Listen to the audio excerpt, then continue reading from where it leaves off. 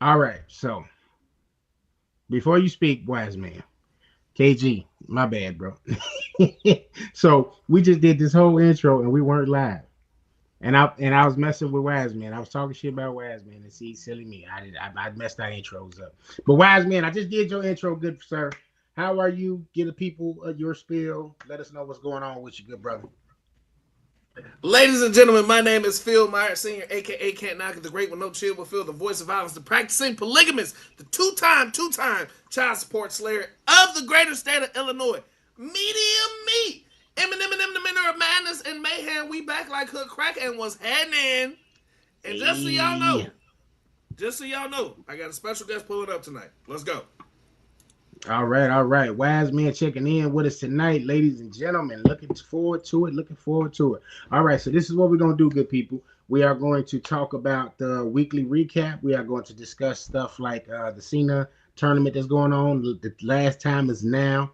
I got a question for the guys in reference to that tournament, and we're going to do some AEW full gear picks No, before the we night. not. Yes, we are. We No, we're definitely not. are.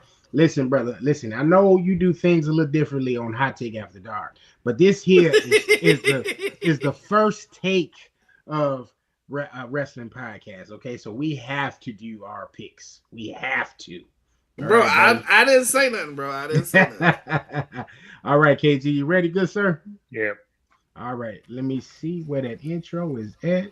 We're gonna get started And now. now, and now your week in review. Floor is yours, KG. Because let's just say, if anything's taught us the last few years, don't trust anytime WWE flashes the end of the show logo, basically. Because I didn't realize they did that on Monday. I'm like, I should have figured the show wasn't over. You think Brock really is going to show up in German suplex people and not hit nobody with an F5 before the show goes out there? I was like, come on, Roman about to make his appearance. I'm like, he had to.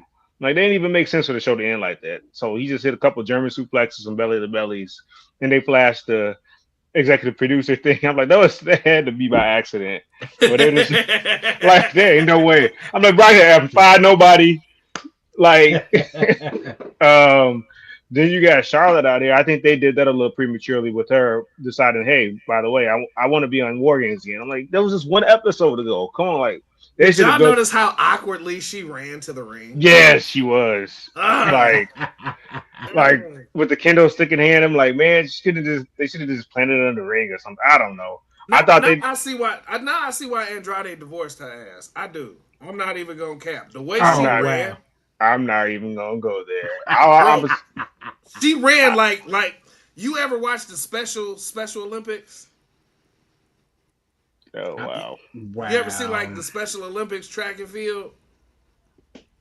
All I'm gonna say is Okay, forget it then. Google. Just Google. whatever. All I'm gonna say is Google Translate could only keep their relationship alive so long because he barely speak English. You know, she don't speak a damn bit of Spanish. Outside of her calling him Poppy on IG whenever that was happening. Well, anyway, Ain't nothing wrong with a Google Translate relationship. Ain't nothing wrong. Oh wow. oh man, yeah. But the last time was now tournament was a couple surprises. Zack Ryder popped up, and then Dolph Ziggler. I did not expect him. Actually, I was expecting. I think a lot of people were expecting Chris Jericho. I think everybody that said like Edge, I was like, y'all know he's still signed to AEW. I don't know if we'll ever see that quote unquote Forbidden Door knocked down because it's just I think too many egos will be involved and all this, that, and the other. Because there's no way that the con man will let Adam Copeland go over there unless he gets to the final. And I think the final's setting up for Gunther. Honestly, I've been saying that for a while. The only other person I see winning the tournament maybe Sheamus, so go full circle so he could complete the Grand Slam as well. But nowadays, being a Grand Slam champion, it's just like everybody named Mama Grand Slam champion. You know how many of the women are Grand Slam champions, which is insane because some of their Bro, titles that's ain't even different. been right. That's different. No, but That's different. what I'm saying is some of their titles ain't been around that long for them to be Grand Slam champions.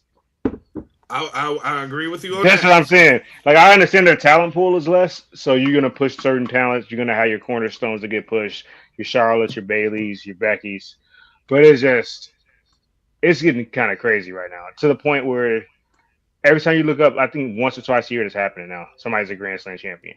So will Sheamus eventually do that? I think so. I don't think that necessarily means he's gonna set up to win the tournament. I think Cena's about to drop the title back to Dom at Survivor Series in San Diego. Yeah, yeah, yeah. It's gonna be some type of foolishness.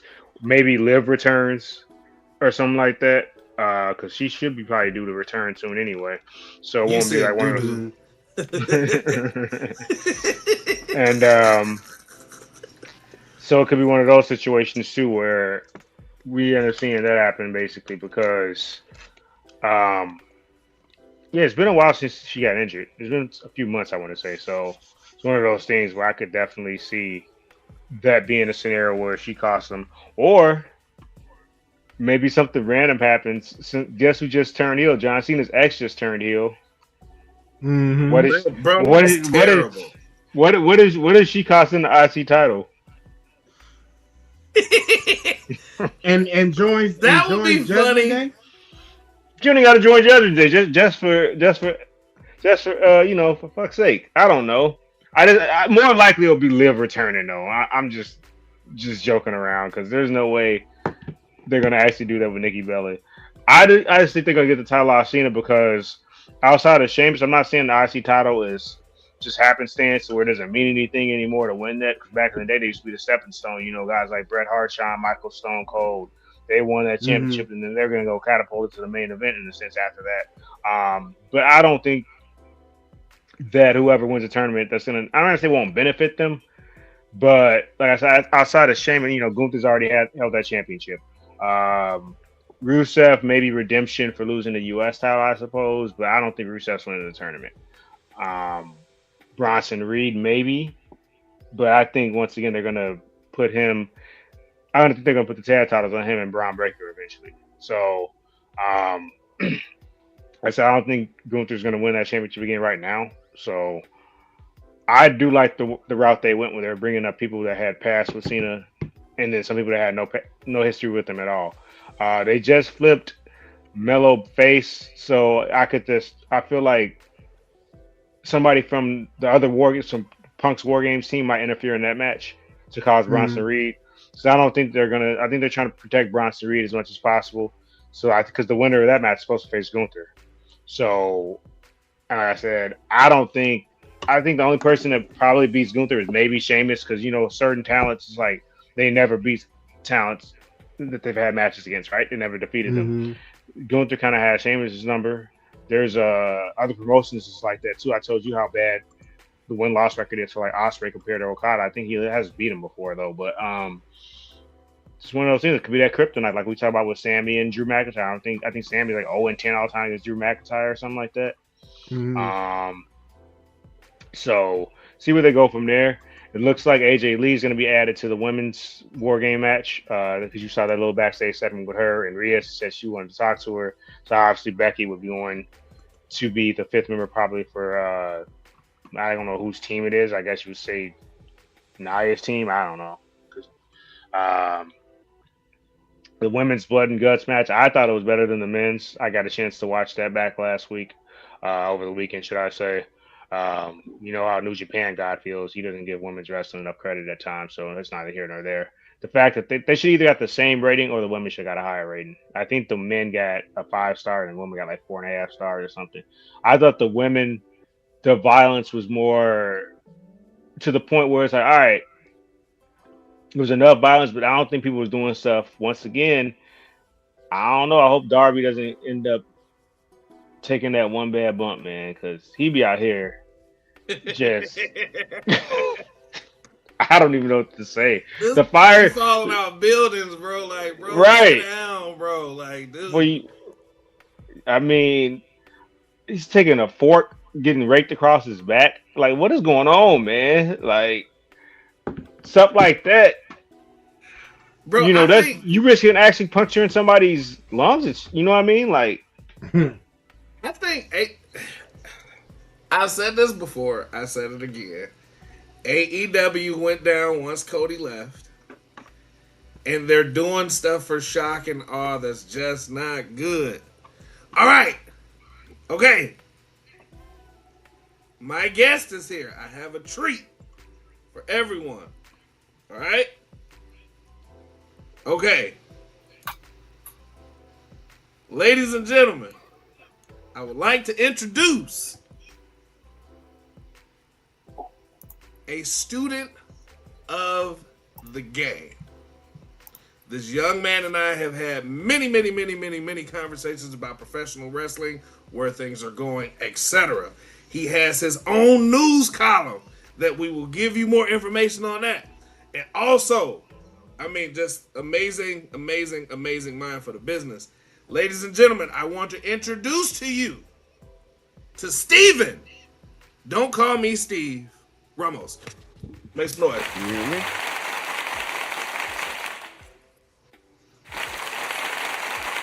Big homie, what up, bro? My bad. Yeah, we hear you, Steven. You can't hear us?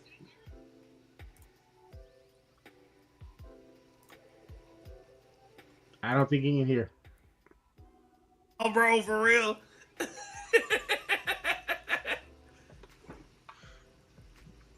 Let's see. Well, here, while they work out their technical stuff. Hello, Savage. That's okay. Y'all got some hot take after darkers coming on tonight.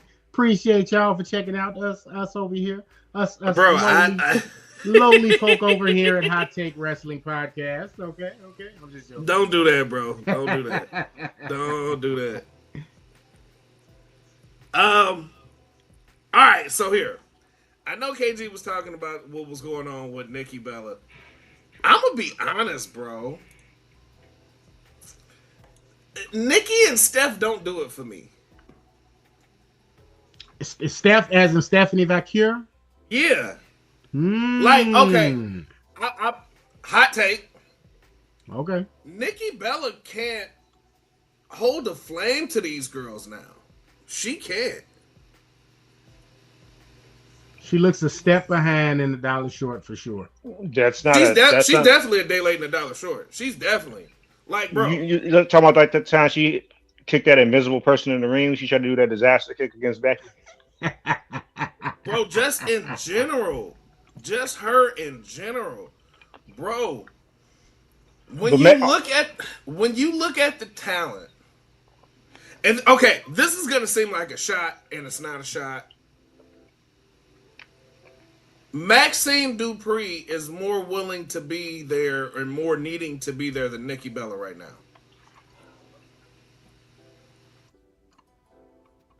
Nikki Bella is outclassed, out-wrestled. She can't hang with these girls now. Mm-hmm. Like, bro, she can't hang with them. I'm sorry. Nikki Bella can't hang with the Stephanie Vacure, a Becky Lynch, Nia, Lash, Asuka, Io, Rhea. She can't.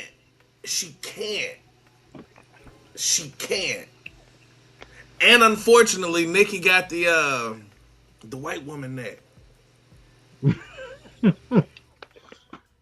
Oh, this is what I'm gonna do. I'm gonna remove Steven so he can go ahead and jump back in again, and hopefully his audio, he'll be able to hear us and everything will be good when he come back on. Okay. So yeah. Just try to text him and let him know to try to jump back in, and we do it like that. Well, then to piggyback too, make these feuds make sense. Nikki just lost by pinfall 2 weeks in a row, or 2 times in a span of 3 weeks to Roxanne Perez.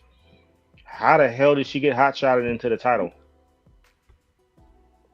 Oh, because she's Nikki Bella. Remember at that time when he said he had to declare the Elimination Chamber, I'm John Cena. But no, she ain't John Cena. You know what I mean?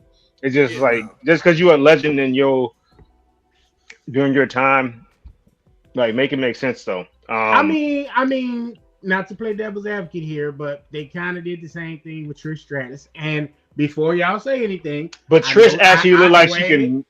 I know she's not on Trish level. I'm just saying, like. No, I'm not talking. You misinterpret. I'm not talking about in terms of her status. Mhm. I'm talking about in terms of Trish doesn't look like she borderline doesn't belong in the ring. Trish and Becky actually had a damn good steel cage match. Yeah. Nikki does not look like she belongs in the ring with Sophia's point Nikki's a lot. bro. Nikki needs to be a valet. I don't think Nikki was wrestling during that time away though. Like Trish got She a whole wasn't. wrestling. Trish got a whole wrestling school But in Trish Canada. had 2 babies too, though. Touche, I mean, touche. Nikki's had a baby too. But I'm saying it just shows you if you got a passion for this. Nikki got a baby. Yeah, She do for real? yeah. I bet you that was trash. We are 15:42 seconds into this recording, ladies and gentlemen. The views of That's what happened. That's what happens when the wise man comes on and hasn't been on. No. We not doing this. No, we not doing Look, this. we got some new voiceovers that's getting ready to come, and I'm gonna make sure one of them says parental discretion is advised. Okay. I didn't That way even I can say just nothing, foul bro. I hit didn't that. even say nothing explicit. It's 8:27. I know Come you're on. not used to this time slot. Like, Come on, no, y'all doing too much. Y'all doing too much. Y'all making it sound like I said something. You gotta be PG-13 in this time slot. You know what I'm saying? Bro, I'm PG. Bro, I didn't say nothing. I ain't say nothing. Bro, y'all not right, bro. Continue though, brother. Continue. KG, did you want to finish your recap? you know what? I don't think there's too much else other than the fact that trying to think, was I overlooking anybody?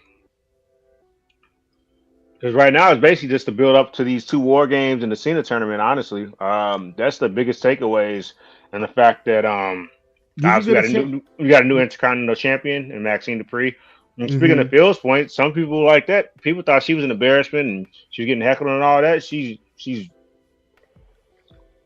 the fact I mean, maybe you can't say whether she's being carried or whatever. Don't matter. She's having decent matches. Mm-hmm. Who been having decent matches? Maxine. Oh, okay. Yeah. I thought you were saying Nikki. I was about to say, no.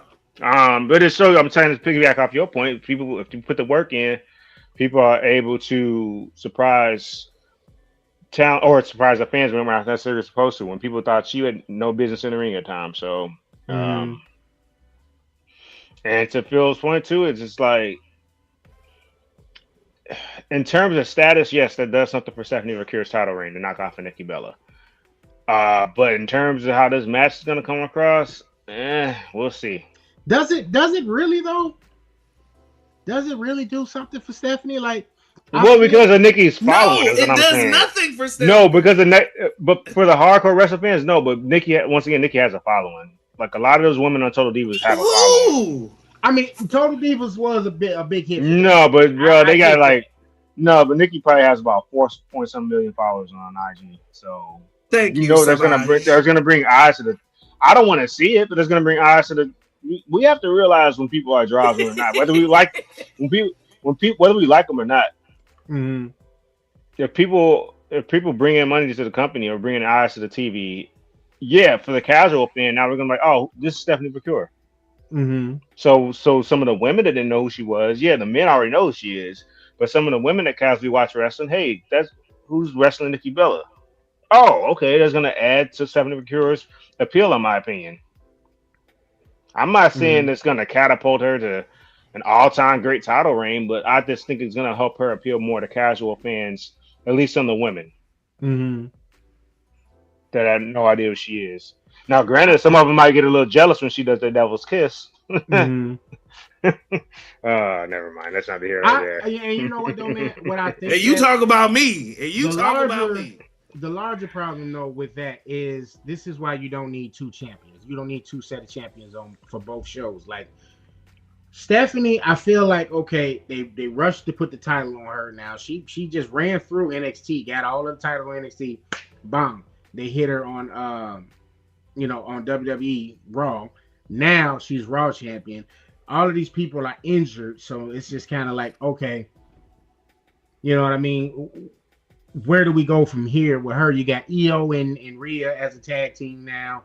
So that feud isn't looming anytime soon. So now we got to do the warm up feud. We got to do the Nikki Bella feud. Okay, whatever. I get the status that she brings to it, the casual eye that she brings to, you know what I'm saying, Monday Night Raw. But it's like, right, what's after that? Like, why is Becky? I'm so glad they took the IC belt off of Becky, because now let's get to the meat and potatoes. Like, that's a matchup that I want to see. I want to see Stephanie and Becky. Like, that's what we need to be pushing. Like, I don't, say what you will about Maxine. Cool. She deserves, that's what she needs to be in the mid card. Well, I think they have to build towards it too, though, because then if you give us that feud right away, then you got the Hangman effect, almost in a sense. You see, they threw Bryan Danielson him right away in his first title run. Then where do we go after that? You don't want to start out too high because, to your point, the division split up in the first place. Mm-hmm. So I think that's why we're not getting to Becky yet. I think they're building up to that.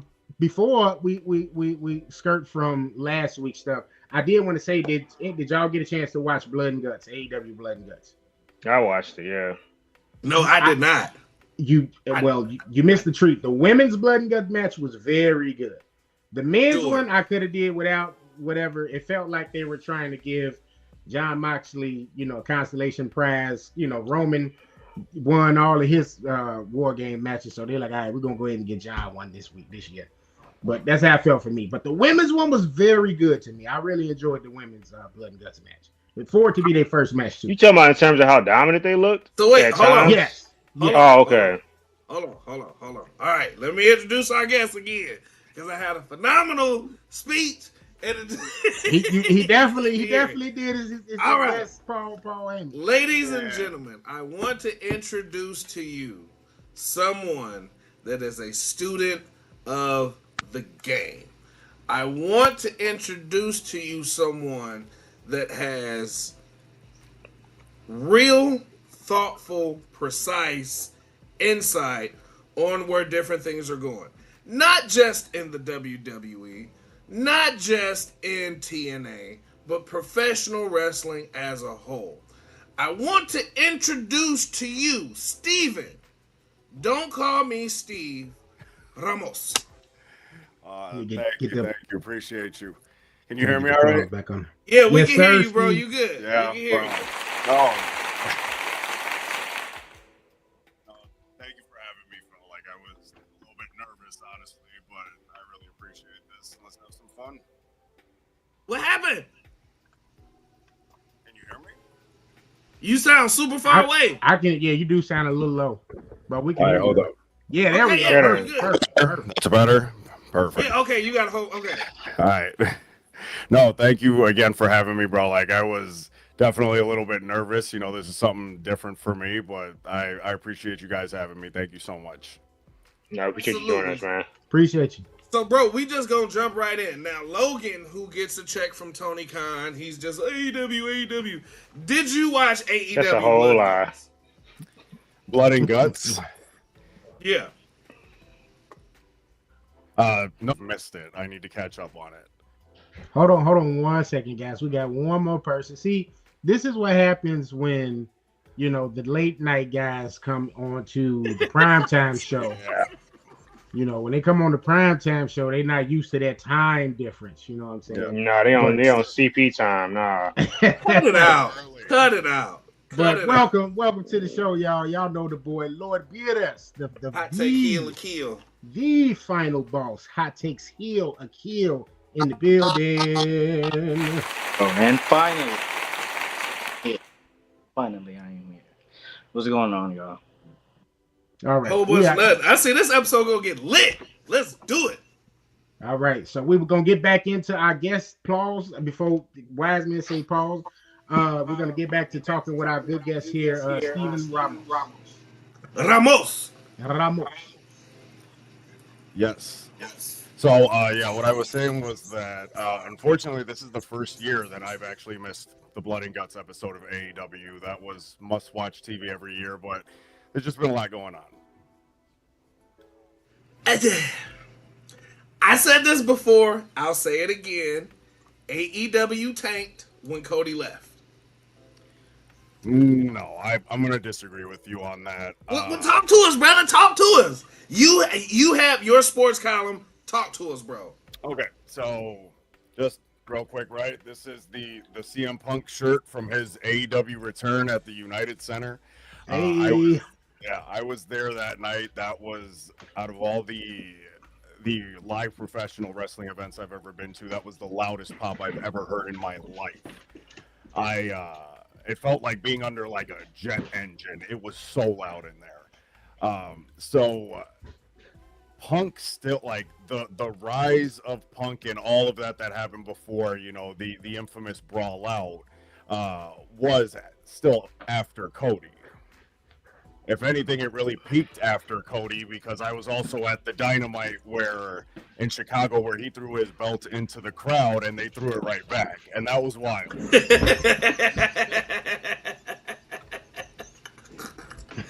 Hey, they did do him kind of dirty on that. Did my man's bogus. A little harsh. Yeah. A la Cena, circa the 2010s. Yep. Yeah, I got a funny story about John Cena too, if you don't mind me sharing. Go for it, bro. Let's hear it. Okay, so before I moved to Illinois, I lived in Iowa for a while. Wouldn't recommend it, but they had a little house show run, and they actually stopped in the town that I lived in, and it was one of the rare occasions where John Cena was doing a house show, and I was my seat was right next to the aisle, so right where they walked down. This was during a time where I was not a John Cena guy. You know, time has gone by. I definitely respect the man for everything that he's done, but not a fan at the time. And I was surrounded by kids. And John Cena comes out, and I just start heckling him and booing him. And like all these little kids are like punching me in the back, like, no, stop it, stop it. So he didn't like walk over to the aisle and like dap everybody up like he usually does because of me. And then he goes, so I'm like close enough to the ring, and like he pops in the ring, the music stops, I'm still heckling him super loud, and he turns over to security and goes, hey, that guy right there. And security walks over to me and tells me to calm down. Wow. Yeah. Damn. Cena said about that. Yeah. So I'm like, okay. Security. Security. All right. But good time, you know. And props to John Cena, you know, for everything that he's done. Like I said, never been my favorite, but he's the man.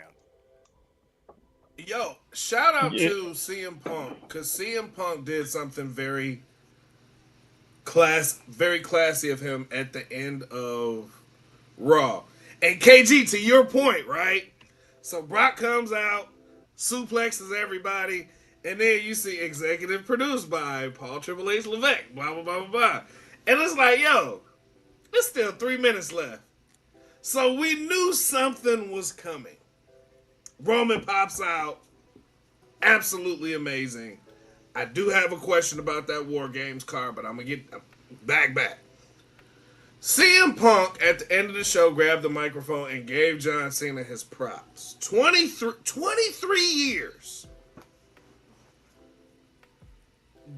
Only time John was out was when he was injured. And you have to keep in mind, that's holding the title, Make-A-Wish, appearances, movies, you name it, he did it all while still being an active talent. That's crazy. Not even Hulk did that. He's too busy being racist. No, sorry. Well, yeah. He was too busy at Klan rallies. But like, yo, to me, and I was not a John Cena fan. I was not.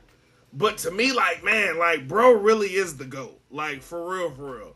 The Never Seen 17, I like it. And I respect it. I truly respect it. Like, I'm about to be petty. Remember when they banned Mickey James to SmackDown? Yeah. He was piping her down. I'm sorry.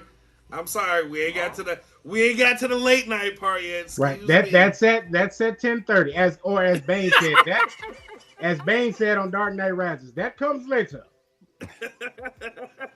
Why shoot a man and then throw him from the plane?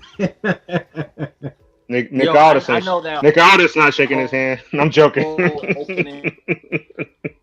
That whole opening from Dark Knight Rises, I know that whole thing by heart. That's amazing. I know that. That's amazing. That's all. All right, so let's throw that out there. Favorite Batman movie? The one with George Clooney. What? This guy. Best Batman ever. Probably don't ask this man about movie questions. You think What's Love got to do with it is a comedy? What's Love got to do with it is the funniest movie of the 90s. To answer your question, I would say The Dark Knight. Okay. I'm actually going to go with Batman Returns. Which one was Batman Returns? Is Batman Returns a Christmas movie? Absolutely. My favorite Christmas movie of all time. Which one was that one? That's the one where Danny DeVito plays the Penguin, Michelle Pfeiffer's Catwoman. Oh, yeah. Oh, the original of the remake of Robert Pattinson's Batman movie. Oh, yeah. Yeah, no, What? What? No, bro. I'm trying to see what multiverse you was watching. Bro, the Batman with Robert Pattinson was a remake of Batman Returns. No, You got Batman, you got Penguin, you got Catwoman. It was a darker But that was the original. Like, yeah, you had the Riddler in there. You also had was it Carmine Falcone, I think? Yep. Or Salvatore Maroni, one of the crime bosses. Like it's very different. No, Batman Returns, was directed by Tim Burton. It's very dark, especially for that time frame. And one of the things that I enjoy the most about that film is just the fact that Gotham City, in and of itself, is like a character of its own. I can see that. The atmosphere definitely played a role in that film for sure. Tim Burton was great at that. Hell, you say that. You can say that about Beetlejuice. You could say that about a number of his films. The first Beetlejuice. Yeah. The first. Edward Scissorhands. Edward Scissorhands. The atmosphere played an integral part of his storytelling. To answer your question though, if it isn't Batman Returns for me, it's The Dark Knight. I know The Dark Knight is probably cliche because that became everybody's favorite Batman movie when it came out. It was an amazing movie. Heath is my favorite Joker out of everybody. As a result, but it would probably be one of the others. It's probably one. Bro, you tripping? All right, bro. Here we go. We not doing this tonight in front of company. We are not doing this tonight in front of sports column writer Steven Ramos. We are not doing that. Heath Ledger is your favorite. He's only the favorite because he killed himself. No, negative. No, he's not. That's like that's one of the highest rated movies of all time, quality wise. No, it's not, bro. Yeah, it is. No, it's not. It's one of the few movies on IMDb and Rotten Tomatoes is over like 90-something% from fans and critics. Yeah, it is. No, it's not, bro. I can't make this up. There's 10 movies on IMDb that has a Dukes of 9 out of 10. Girl, go look them up. Mm-hmm. It's one of them. It's Shawshank Redemption. The two Godfather movies, Schindler's List, I think has a 9 out of 10. Pulp Fiction, like I said, The Dark Knight. I think 12 Angry Men. Maybe Citizen Kane. There's not that many. There's only like 10 movies in that whole list that ever got that high of a rating. Bro, you making that up because that movie okay. He's definitely not. He's definitely that not. movie is not that. Bro, the only reason why that movie went crazy was because he killed himself. That was it. That's it. Well, he didn't kill himself. He overdosed on pills. He didn't do it intentionally. That's killing yourself. He didn't do it intentionally. How you know? Because he didn't. They said he was taking prescription drugs. He was not trying to kill himself. Like this is different. Oh. So how come? If that's your theory, how come The Crow isn't one of the greatest movies of all time? Somebody died on the set or died after the fact or something. Come on, Phil, stop it. Bro, stop. This is why we can't have serious conversations with you at times, bro.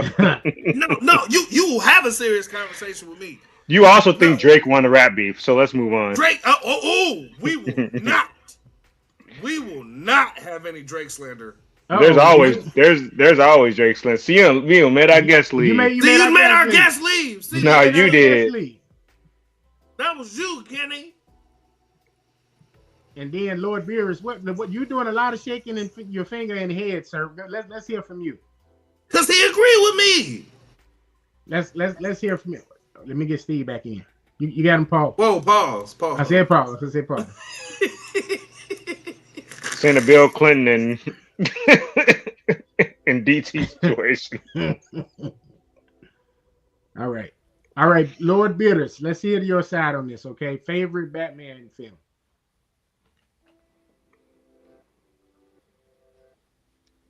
I agree with the George Clooney thing.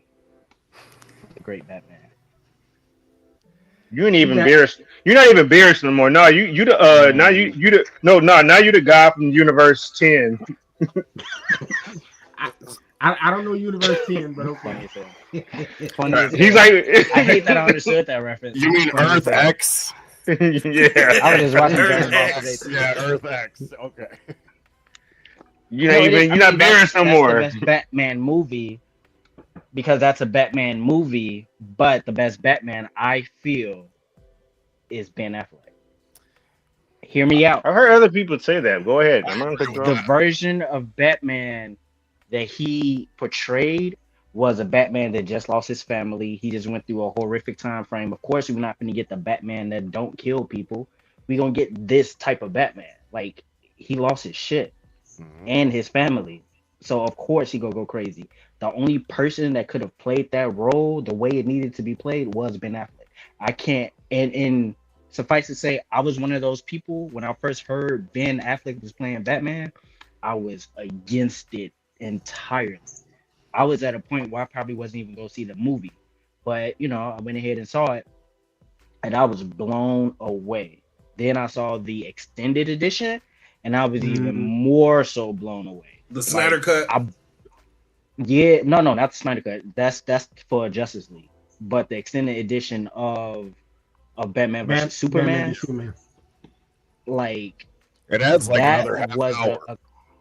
that's like a comic book brought to life. That's the way I describe it. Like, it is amazing. The moment that went on sale to be able to buy digitally, I bought that bad boy. I bought that. I got the Snyder Cut for Justice League. Like, it was amazing. And I didn't even know at that time that Zack Snyder was the same person that directed Watchmen. But then when I put that together, I was like, oh, that makes sense. Because Watchmen. Well, the Watchmen and Constantine are the two best movies DC has ever put out. So, oh my God, that is wild. That is wild. I mean, in recent memory, in recent memory, I'll say in the past decade, yes. To respond to Lord Beerus, I will say I think Ben was the best Bruce Wayne portrayal he received. I think he knocked the Bruce Wayne out of the park. But best Batman, probably Michael Keaton. And I will say that Batman Forever gets a bad rap. I think I watched it not too long ago, a couple months back, and it really wasn't as bad as we thought. Now, was it campy? Of course. The only thing that was more campier than Batman Forever was Batman and Robin. But Batman Forever wasn't that bad. Like, rest in peace to Val Kilmer. He wasn't a bad Batman either. Like, it was cool. But Val Kilmer was dope. So you sure you're not just giving him his flowers because he's dead? Christian Bale was a better Bruce Wayne. No, and KG, we not going there. KG, you laugh at handicapped people when they fall. So, whoa. So he want to laugh so bad, but he not gonna give me the satisfaction. Yeah. So, yes, I got it. Go ahead, Steve. You had another question. I'm sorry, Steve on. No, something that I wanted to chime in about the Ben Affleck thing. So I do agree with you, Logan. Like, it is difficult for most actors to be able to balance both Bruce Wayne and Batman. But and I'm going to show you a completely different level of nerddom that I have. If you the portrayal of Ben Affleck in Batman versus Superman is supposed to be that of a comic run called the Dark Knight Returns, where Batman is much older and like semi-retired, but and they get into it. The whole suit, the metal suit that he uses to fight Superman, is directly out of that book. So in terms of that portrayal, he does it perfectly of how that particular Bruce Wayne and that particular Batman are. So just to show you how nerdy I can really get. Yeah. No, I'm clap it up, bro. That's the Frank Miller graphic novel, right? Yes, sir. Yes, sir. Yes, Bro, sir. that's why I told y'all. Bro, that's why I told y'all, my man. Right here is the truth. And when we get back to talking wrestling, I'm telling you, he got some perspectives that's like, yo, I ain't even look at it like that. Yeah, so we're gonna circle back to truth. wrestling in a second, but I see some signage in his background, and this speaks to my heart because this is my guy when it comes to slashers and horrors, and that's Jason Voorhees. And I have to ask, is Jason your slasher GOAT? Like, absolutely. Friday the 13th is my favorite horror franchise of all time. And, I love wrestling, I love comics and superheroes and all that, but if I got to put one on top of anything else, it's horror movies. Friday the 13th being top dog. Bro, he got the busts right there behind him. Oh yeah, the different Jasons. Oh snaps! Yes, that's what I'm talking about. Favorite Friday the 13th film. I mean, I'm probably gonna get a lot of shit for it, but I'm gonna say Jason Takes Manhattan. Really? Yeah, I think that that is the one out of all of them that if you just turn your brain off and enjoy it for what it is, which is just kind of stupid, campy fun, it is the best one. It doesn't take itself too seriously, and it's not trying to. It's similar to how people prefer Evil Dead 2 over the original Evil Dead. Definitely, because the Evil Dead 2 isn't half as serious as the first one, for sure. Right. Well, then, if people prefer campy stuff, then people would probably prefer that whole series. They probably prefer Army of Darkness, because it reminds me of Bruce Campbell's character, like when he was on Hercules. He was doing Xena. He was doing a lot of goofy stuff. Ironically, Lucy Lawless is in one. Wait, she's in Evil Dead 2, right? Is she? I believe so. I know she comes back in that series they did on Stars, Ash vs. Evil Dead. They did 3 seasons of that. That was actually pretty good. I think that was a callback from him being on her show. So yeah, they had her on Evil Dead show. Maybe she wasn't in the actual movie. Maybe she was just in that series. Yeah, because that series is actually pretty decent. I think it ran 3 seasons. So, yeah, because they were supposed to do their tie-in right with his character and the one that survived in that 2013 film. Or did they ever do that? No, they never got around to it. Okay. Also, the original plan actually for the sequel to Freddy versus Jason would have been Freddy versus Jason versus Ash. Ash okay. Hero. And they didn't follow through with that and instead turned it into a comic book run. Wait, Ash from Pokemon? No. Wow. Wow. I was gonna say, how they gonna do that? And who the hell eating cereal or putting together a bookshelf? That would probably be me. I was trying to find this is my favorite Jason. This is from part 6. Oh. So, but he doesn't have his mask on, but yeah. So if you look over my shoulder here and see that the one picture behind this Jason right here, that's signed by CJ Graham. He plays Jason in part 6. Nice. Dude, super cool dude, super nice. Yeah.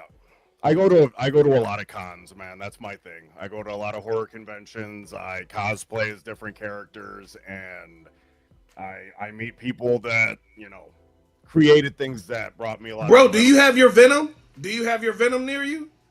No, I don't. I put that away. Actually, I'm trying to clear some of that stuff up. So, bro, when I tell y'all he cosplayed at work as Venom, where Venom comes out the shirt, and it's like, "Hello, Jason." Yeah. Like, bro Oh, had wow. like he had like the legit what do you call that, bro? It was a puppet. Like I made my own Venom puppet. It's like so I was technically Eddie Brock, right? And I had like a jacket underneath. I had a Venom shirt, and then I cut a hole out, and this was just like the symbiote, and Venom had attached to, and like I would work it like a puppet. So yeah, Bro, that shit was crazy. Could you imagine being on shrooms and looking at that like, bro, what the fuck? Like, you have a bad trip. yeah. But I tried to model it more. Since you want to after, bring like, out, the one from Spider-Man the animated series instead of the one from the movie. since you want to bring out toys, Yo, pause. I knew somebody that was the gonna Shawn say it. Michaels? That's funny. That's Shawn Michaels, right? HB Shizzle with the winged eagle. Yes, sir. Oh shit. Yes, Can't go wrong with it. Okay, indeed. there we go. Now Oh, we got shit. it with that. Got that mask on there, baby. Oh, bro, what Batmobile is that? That's the Batmobile from. Oh, this one, Batman Forever. Okay. Yeah. I'm talking toys. Says first AEW champion Chris Jericho, signed by Chris Jericho. You frozen, bro. Oh, there we go. There we go. Now we can see it.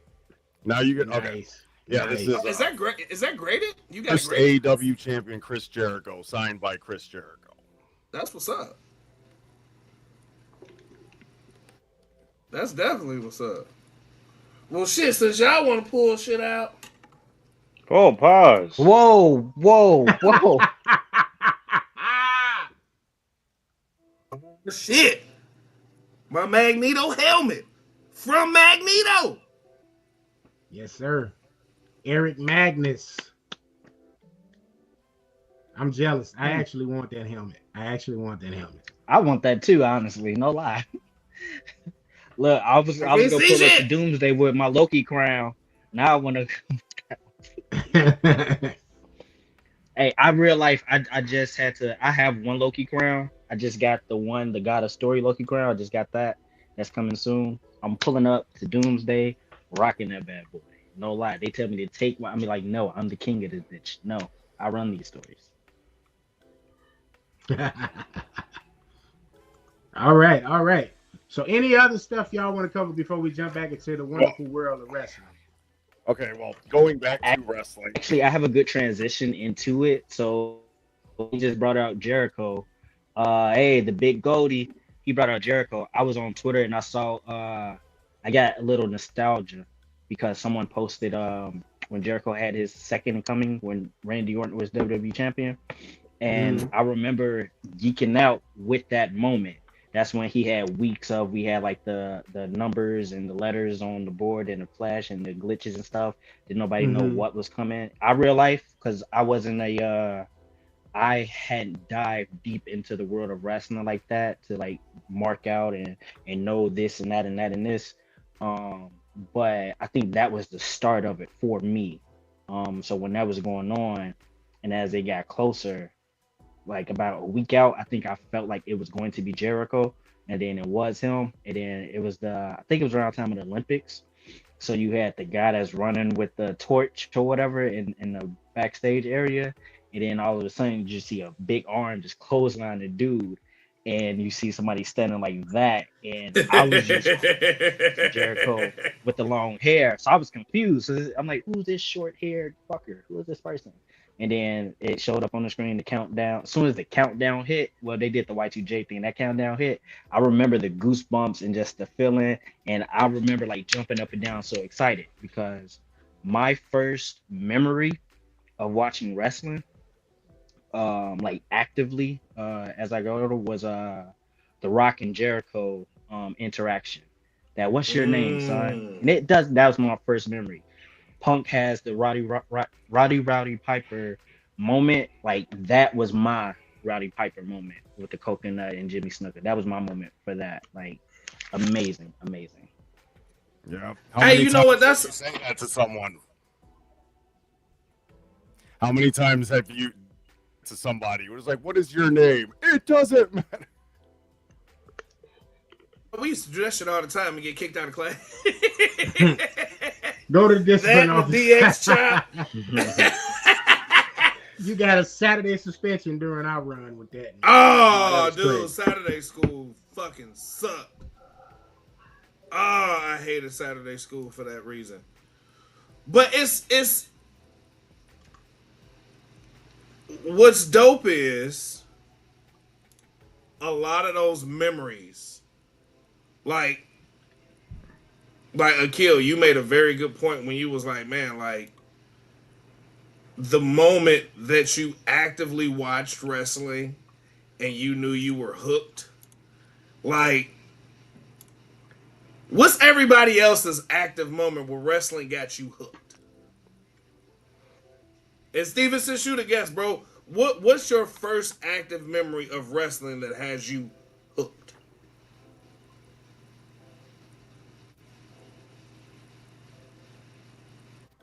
Okay, never mind. I think it's the hot take ghost. The hot take ghost in here tonight. I feel. Bro, the hot take goes be on I think that's bull. what's happening. There's something going on for Yeah. sure. It's kicking, I guess, out. So I'll start just until we get Steven back. I didn't become like an avid super duper wrestling fan until I really started following Bret Hart. I want to say maybe during that Intercontinental Championship run when he lost it to British Bulldog, and from there he kind of started having the storyline feuds with Owen Hart, and then he would go on. He would win the Royal Heavyweight Championship. Then he had the angle with Yokozuna. Yokozuna kind of crushed him in the corner, and then became champion. And Hulk Hogan came, but I really became an avid fan because of Bret Hart. I'll never forget, and this is a full circle moment because WWE is coming back to the United Center finally.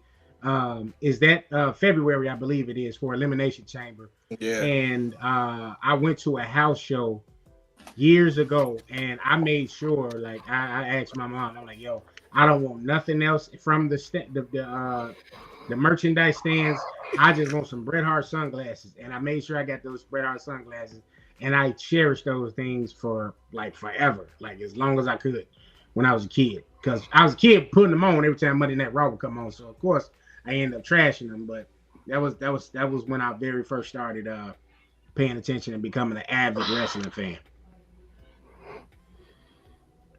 Somebody just moan. Again, that's the 10:30 show. You got an hour and 30 No, minutes. bro. Okay, whatever. You might have got a Okay. yarn. I don't know about a month. No, I heard it too. No lie. See, somebody moan. Paul. Hey, To that we got our After Dark ears on. That's why. Yeah, they ready. KG, what moment in professional wrestling made you fall in love with wrestling? When Sting was just drifting around in the rafters and they thought he was going to join the NWO. He just beat the shit out of the entire crew with the baseball bat. That was a dope time. Oh, man. Steven, so what I asked you Sting was ass what was on that. moment? I was just gonna say Sting was on that peanut butter jelly time with a baseball bat. Yeah, oh, we know why Jordan want to watch Hot Take After Dark. Calm down, Jordan. But no, Steven, what moment in wrestling history got you hooked? So for me, growing up in a Puerto Rican household, like we watched boxing all the time.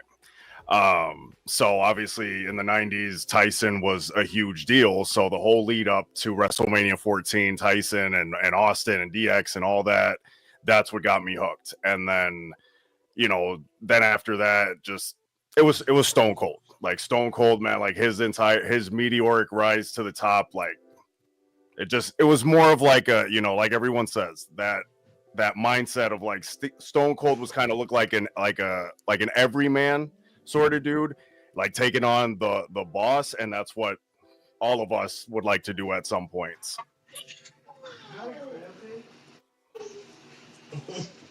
Completely agree. That was definitely Yeah. part of Stone Cold's like overall appeal with fandoms.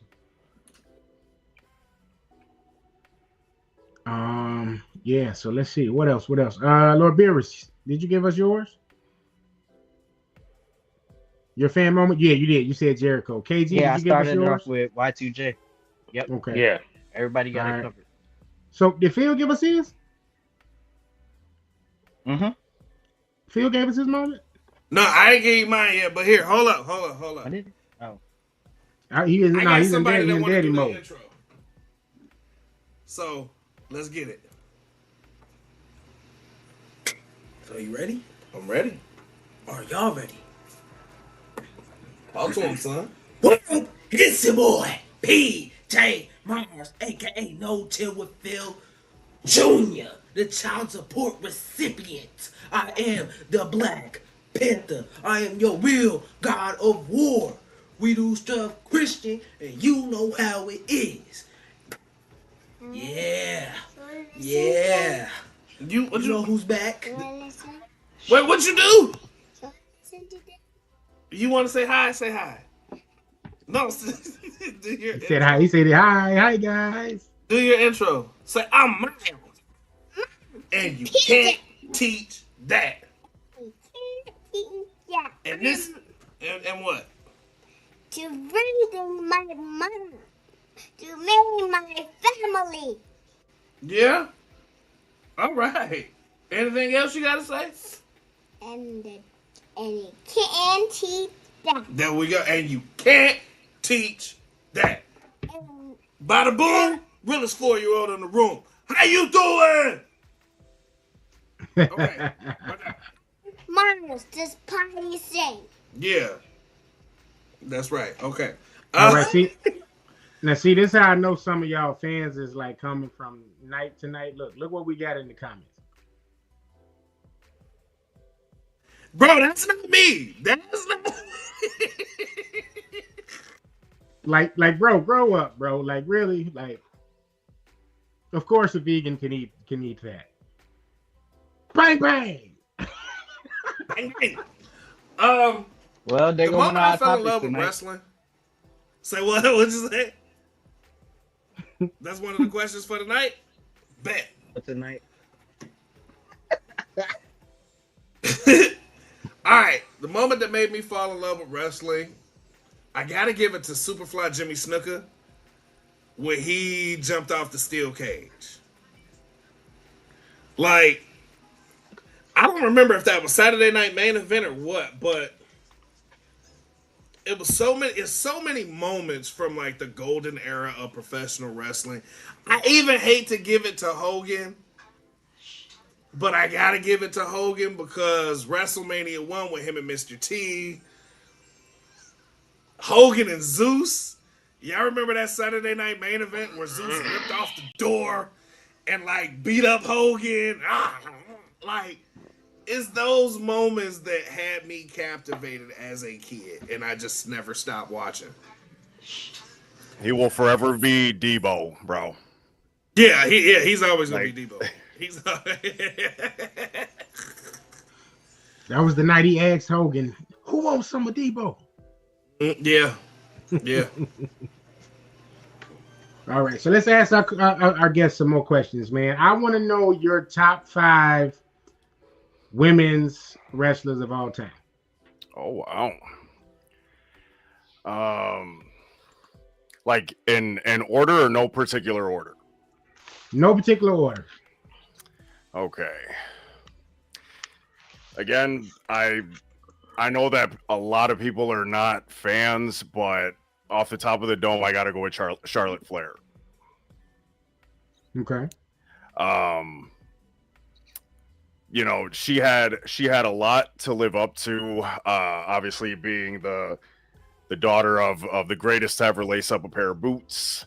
And I think that overall she has succeeded. I do think that she may have been a little bit overexposed, just constantly being in the title picture and doing nothing else. But when she gets in the ring, she handles business.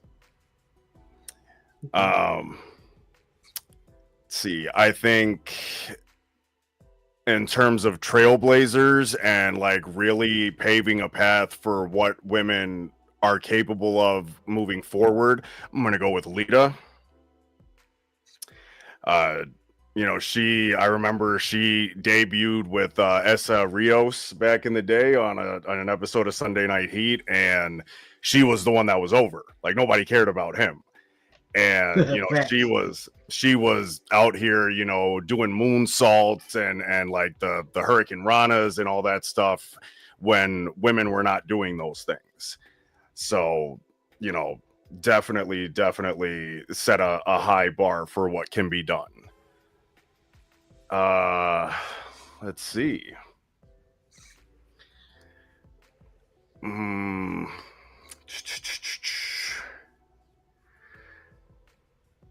So I think I'm going to go ahead and go with one that is a little underrated, but I'm a big fan of Victoria, and like what Victoria was able to do back in the days. Like, she was an absolute beast.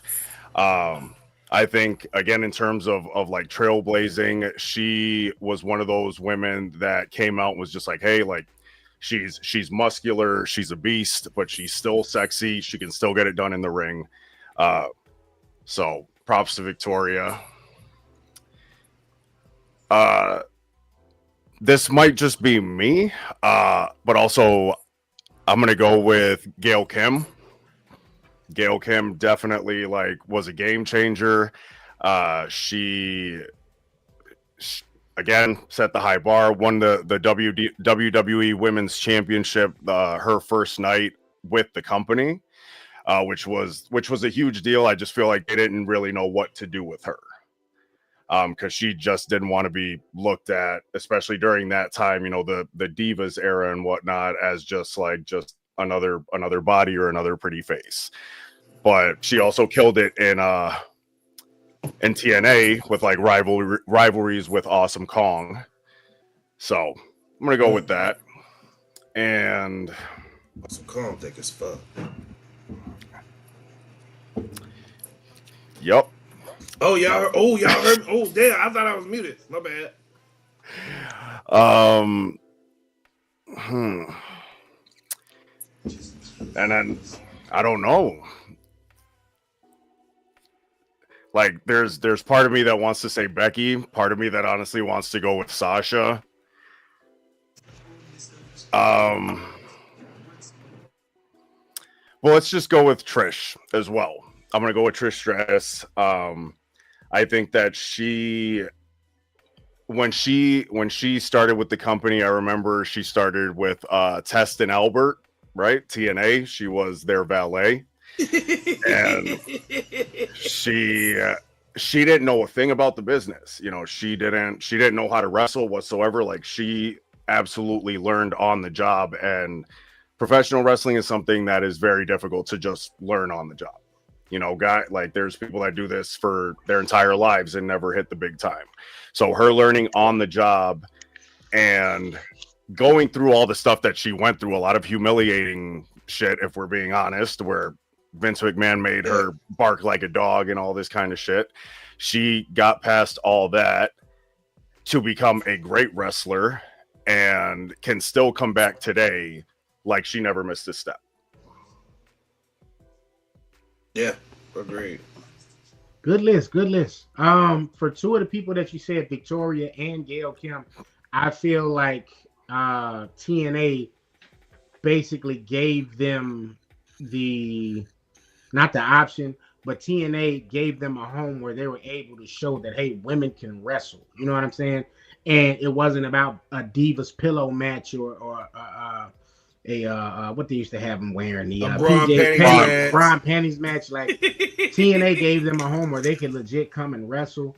I feel like Victoria was the Rhea Ripley of her era during WWE. She just she didn't get that kind of push because they wasn't taking women wrestling seriously at that time. You know what I mean? So a lot of the times she just jobbed to a lot of women. So yeah, it was a good list, man. It's a very good list. I like the list. Appreciate you. All So, right, fellas, I got a question. Hold on, wait. I gotta find it. Hold on, damn it. I don't know where, bro. You moved some buttons on here. you know, I do things a certain way when it's the 8 o'clock slot. You know, You said slide pause. you don't have What? your bay goggles on right now, so that's why you're not seeing everything clearly. Where the heated round table discussion? Because I do have a question for the heated round table. All right, so let me take care of that for you, buddy. I got you. Hold on.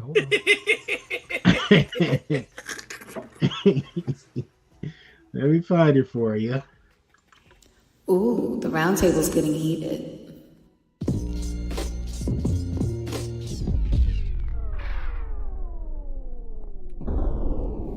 Heated round table. All right. My question for the heated round table. Do you think the men's war game match is going to be a dud? No, Here's absolutely why. not. Here's why. They got too many big egos. It's way too many big egos. And I don't think they're going to play ball. With Brock, Roman. I think it might be a flop. I don't agree with that from the standpoint that when we first saw Brock and Roman face each other at WrestleMania 3, people were pissed that Roman got that spot, but that was a damn good match. It's one of those things. It just got oversaturated and like we just saw it too much. Drew has great chemistry with all those dudes on the men's side or on Punk side. The Usos do as well. Hey, I don't know. I just don't see that. Not at all. I mean, the Bronze are just starting to get to get their push. With that being said, though, too, I think Braun Breaker and Jey Uso have good chemistry, so I just don't see that at all. Okay. Anybody else? And wait, and Brock, and then one of hold on real quick, sorry. And then one of Punk's probably top 5-10 matches that he was against Brock at Summers. I know it was 12 years ago, but that went under the radar. That was a phenomenal match. Like the story they told with the fact that they both were Heyman guys and all that. Punk just got stabbed in the back by him. I'm saying if you look at Brock and Cody have great chemistry. I don't know, man. I mean, I get it. Brock's coming back. He hasn't been doing this, for a few years and all that, but it just some things just come like clockwork. Like let's not forget, it's not just the whole Suplex City thing. Like at that match against Roman, he was hitting with variations of suplexes too. It was German suplex, belly back suplex, like a standard suplex. It was just a flat out fight. Even there, yeah, I think it's just like I said, they just got overly done. Their SummerSlam match was pretty fun. Me and Logan we were in Nashville, I think, at the time we were watching that. So I don't know. I'll let y'all take over. I think Wiseman, and he can tell me if I'm wrong or right here, but I think Brock is the anomaly in that match. I think the only thing here is if he doesn't want to play ball, so to speak, then it has the chance to fail. But with all of these particular guys that's in this match, you don't have a moment where he's gonna tell anybody to slow the fuck down like he did Braun Strowman. I don't think that happens where he actually steals off somebody like slow fuck down. Like I don't think that'll happen in this match. I think that's why you got Roman there. I do feel like it's overload with Brock there in that particular role, but I think they'll probably do something where they get Brock out of there early. Like, put him through a couple of tables, and that'll be that after he goes to Suplex City with a couple of guys, and that'll be that. But I think that's the only person that's really like, Punk's been playing ball since he's been back. I don't see the Usos having an issue here. I definitely don't see Roman having an issue here. Brock know what time it is when the Tribal Chiefs is in the space. So, No, but yeah, plus Brock will probably be the last person that comes in the match anyway, more than likely that leaves the cage. I don't think Brock will be spending more than 10 minutes in that match. that's a good point. But yeah, so I mean, Wiseman, was I right or was I on the money with that? Like what are your thoughts? I want to hear everybody else's. Okay, okay. Akil, because it's all in your face, bro. First off, a bunch of egos, to your point, is great. You want to know why? Because that's a lot more conflict. That's a lot more what's going to happen. You don't know exactly what's going to go down. You're talking about the Paul Heyman team because let's be frank, this is Paul Heyman's team. We Talking went about through the Paul Heyman ego team, thing for like 11 months, so we like egoed out over here. That's why. it's WWE. It ain't nothing but egos.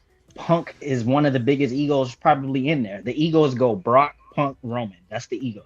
That's how it goes. And little known, I don't know if everyone knows this, but Brock likes Logan Paul. Brock actually likes the Paul brothers. He likes their work. He likes the stuff that they've been doing.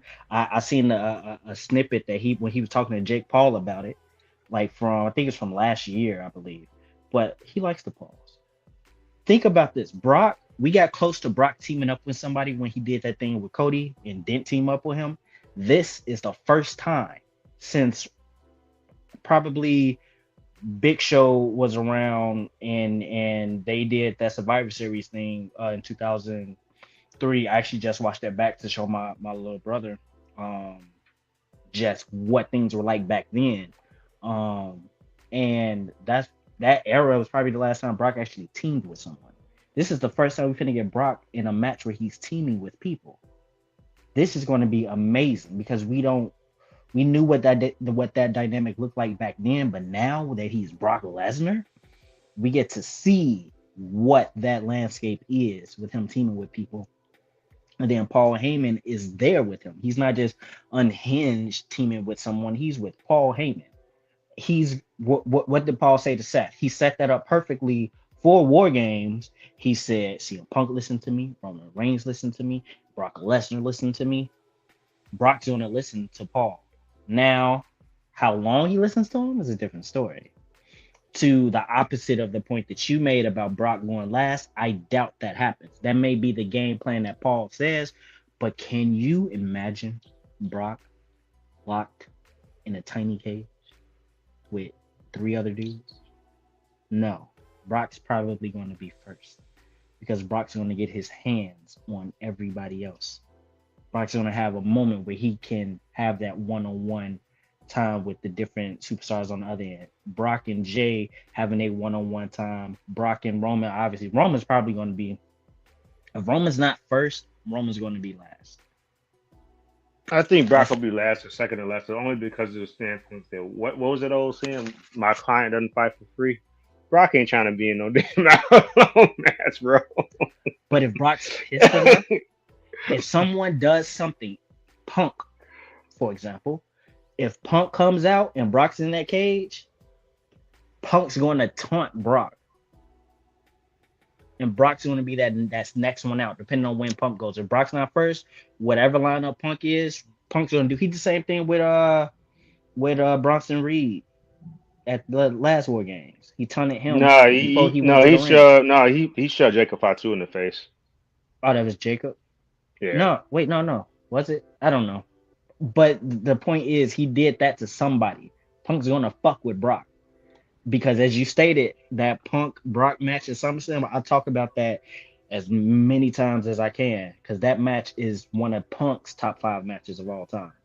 Like, that match with him, that's one of Brock's top 5 matches of all time, hell.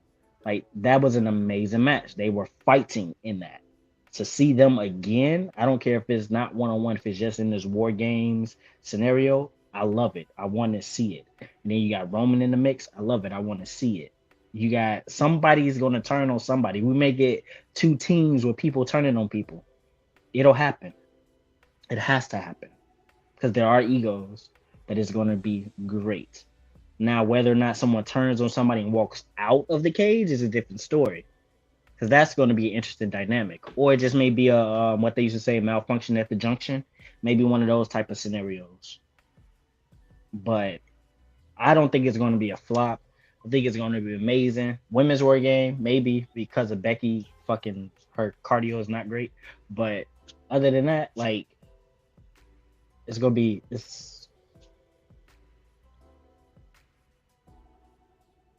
All right. Steve, what's your Mr. thoughts, man? Ramos. Steven, excuse me. You're good. Steve. Thanks. Man, there is a lot to unpack there. At least, okay. Let me just touch on Brock quick. Now Pause. we know that Brock has a tendency to want to like dip out as early as possible, right? Like what is it, a couple years ago at WrestleMania, he squashed Omos in the first match and like dipped up out of there. You know, he's like KG said, he's trying to like make that like secure the bag and get up out of there. And I'm not gonna knock the hustle, but I don't think that he would. I don't think he's gonna enter first, because then you're gonna have a similar situation to was it a few years ago where he was in the Rumble and just eliminated person after person after person, and it's just like F5, Suplex City, etc. And not to say that can't be entertaining, but for some of the audience, like that's gonna get old. So I think it'll be, when it comes to Brock, like he'll come in later and be like the hot tag situation where when he gets in there, he just destroys everybody. That would probably create the bigger pop. Now, in terms of like it being a dud, I think that for the men's match, there's not as much interest for a number of reasons, but I definitely think that it's going to overperform. And it's because like Seth getting injured like really just kind of messed everything up. If Seth was still in the picture, I think that the lead up to the War Games match would make a lot more sense. But essentially, like you've got the Bronze, and then you just basically throw 3 other heels in there for the sake of it. And sometimes when you just throw things together at the last minute, like it doesn't work out well. But again, we've got a lot of the best in the business in that ring, and they can always make magic happen. You've got your guys in there that are gonna, it won't be the typical huge spot fest probably, but you got guys in there that are gonna take some big bumps. The Usos, like the Bronze, like they'll still take big bumps. So I still think it'll be entertaining. I think they will overperform. Because they sort of have to. I think that since WWE switched over to the pay-per-views to ESPN, they haven't been as hot as they expected them to be. So they need to show out for this one. That's for damn sure. Because I'm so disappointed in what they've been doing since WrestlePalooza. Like, I'm so disappointed. And my damn streaming bill is damn near $70 for Disney, Hulu, HBO Max, and now this, and then y'all putting out trash. Yeah, no. And here's what I meant by being a dud. The predictability with too many combustible elements, right? Mm-hmm. I have a feeling Brock is going to turn on someone, possibly Drew, because Drew beat him for the title, and they never had a rematch. Logan Paul, I don't even know how he fits into that. I don't see how he fits into that. I know the setup with Braun Breaker and Bronson Reed. I know they got to do something with them because they're white hot right now. And I see them pushing Jimmy and Jay back into a tag team. I see Jay being gassed out from all the yeeting Because by the time he gets to the ring, he go like,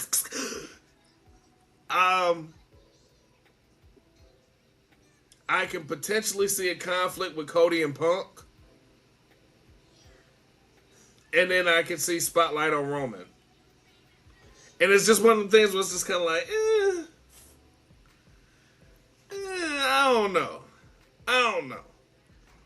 Because it's even almost like y'all have already looked past every other pay-per-view with the marketing for WrestleMania.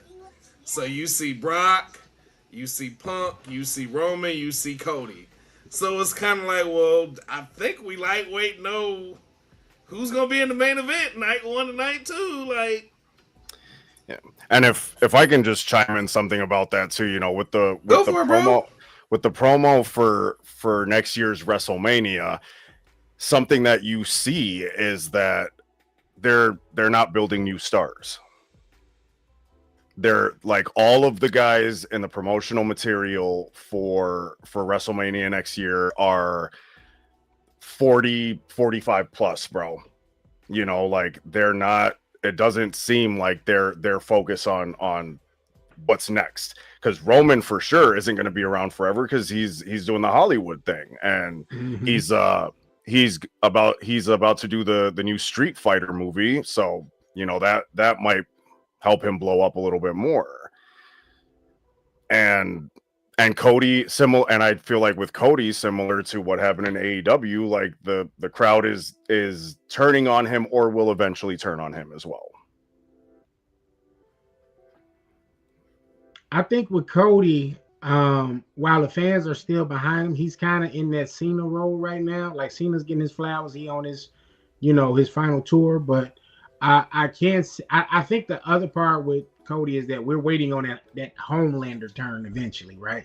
Because even in this particular main event, this War Games match, Akil sent a post somebody did, and it basically was saying, "Yo, I'm champion, and I'm like the last man everybody paying attention to in this match. You know, I'm one of the champions. Like you got Punk and Cody on the same team, but you also got Brock there.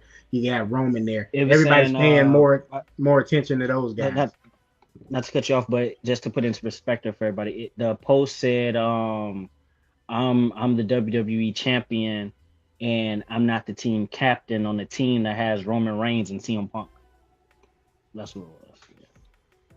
So it's like even even Cody's being eclipsed by his teammates, you know. So in terms of a turn, I don't think it's gonna happen there, but you know, this was old school. This was, you know, a Ruthless Aggression era. This was totally where you would have got a turn by a Cody Rhodes or a Punk or somebody. You know what I'm saying? That was a good guy, and that leaves out one of the bad guys. I've been secretly in my head every time I see the Vision, I'm like, could I see Jey Uso over there with them as like the new guy? Like you said, Seth Rollins getting injured totally screwed that storyline up. So it's like, all right, where do they go from here with that? And I was really pushing personally myself for LA Knight to get that role because LA Knight was hot either heel or face. But LA Knight doesn't need a Paul Heyman to talk for him. And that's the big difference between the other guys that are in the Vision. Even with Logan Paul, like Logan Paul just get booed because people don't like him. I don't necessarily think it's heat. Like, you know, like Dom heat. Dom gets booed because the fans like to boo him. You know what I mean? But they're booing him out of respect. You know, Logan Paul, people just don't like him. Yeah. Logan gets go away heat. Exactly. Yeah. So, but you know what? But he can go in the ring. I'm a Logan Paul fan here. Like I'm one of the only guys on the show that like Logan Paul. I give him his props. I definitely give him his props in the ring because he took it serious. Yeah. He took it serious because a lot of people, and see, I piss a lot of people off at work, and a lot of people at work try to piss me off because they're like, "Oh, it's fake," and it's like, it's not fake. Believe you me, it's not fake. Don't do that. But he came in and he took it serious. A lot of people don't like him for his inability to like not wrestle. You ain't never heard nobody say that guy is shit. They just don't like him. Right. They just don't like him. You know, whether they came for him or not, like he's a natural. Like He is. it came to him naturally, and that's not a common thing. Yeah, he is. He is. Because it definitely could have been another Cain Velasquez situation. Yup. Now we're looking like, oh, you crap. We got never mind. Wait a minute. I hope War Games is good. I really do. I don't want to be disappointed. I think that's more so what I'm getting at. I don't want to be disappointed. Mm-hmm. Because I can see, like, again, like you said, like, our champions are eclipsed by people that ain't holding the belt. And Jay got a nice little buzz going on, but Jay also get tired like 3 seconds in. Like, he's gassed. He also has a very limited move set. Yeah. Oh, and Logan, this in the near future, maybe not next week, but Steven's homeboy has a very interesting hot take and says Bret Hart is not that good. And I offered him to come on the show and express his views of that to you. Why Logan just take his glasses off like rocking the ring with Cody? I beg your pardon.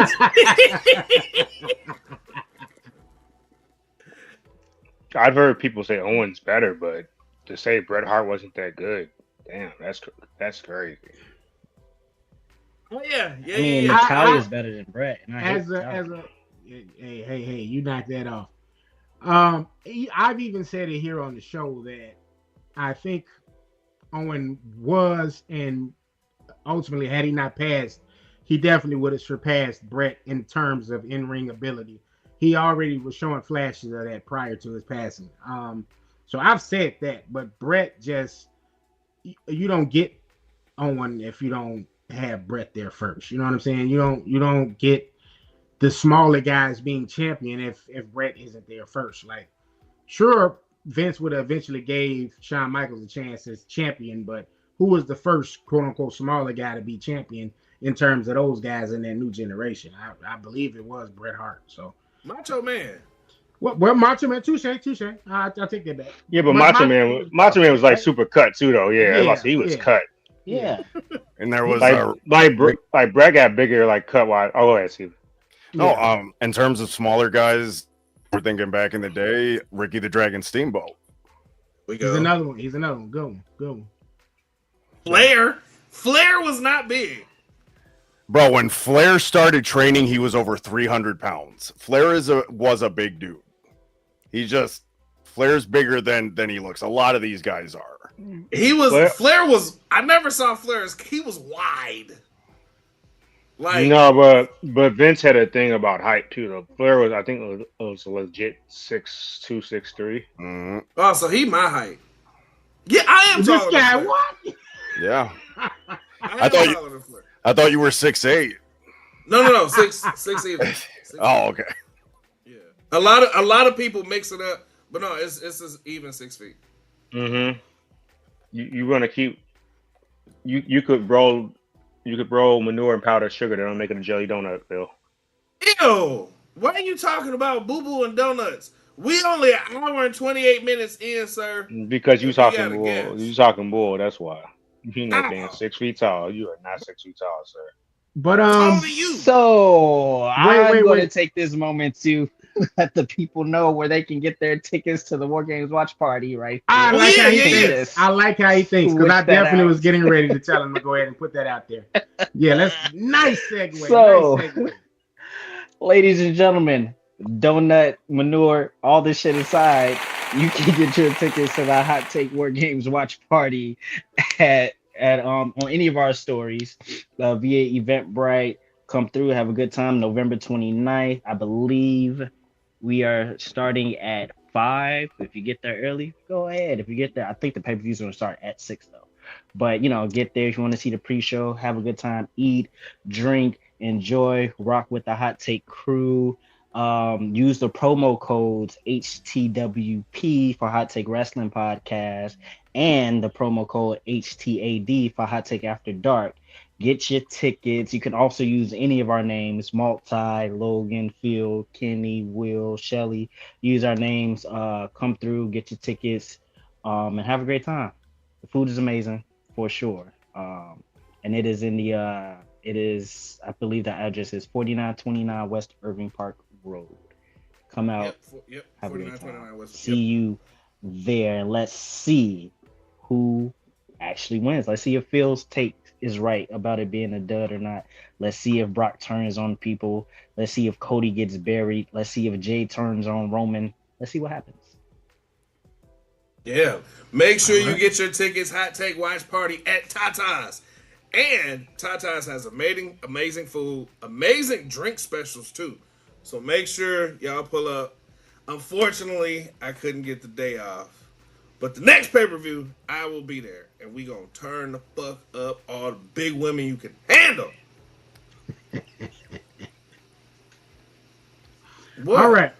But before we get to November 29th, good people, we have the AEW's Full Gear taking place at Prudential Center in Newark, New Jersey on November 22nd. And we're going to wrap up this episode. Steven, you're here on us, so we can definitely utilize you here to make picks. We're going to make our picks for the winners of this good event, AEW's Full Gear. Okay, so you can watch that. I know one of the spots you can watch. Did you say full year? Full Gear. Full Gear. Pronunciate. I did pronunciate. I don't know where you got year from, but you said full year. Did everybody hear year or gear? No, I heard gear. Okay. All right. I'll take KG. KG, there we go. Sleepy now. KG. So wait, hold up. Do you pronounce it gyro or euro? It's Euro. I know it's Euro, but I say gyro. Right, it's gyro. I say gyro. Sure. Look. See that's why y'all can't go nowhere.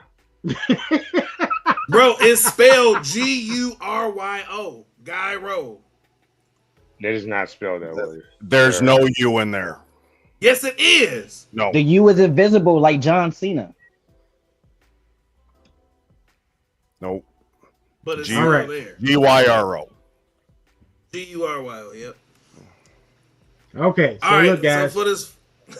we're gonna make the picks now. I'm gonna do this in no particular order.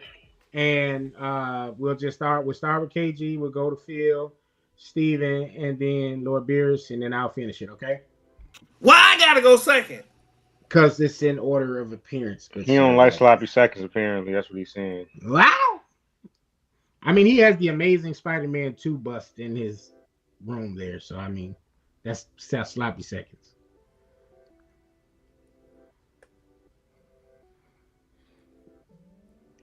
You talking about my mask? Yes.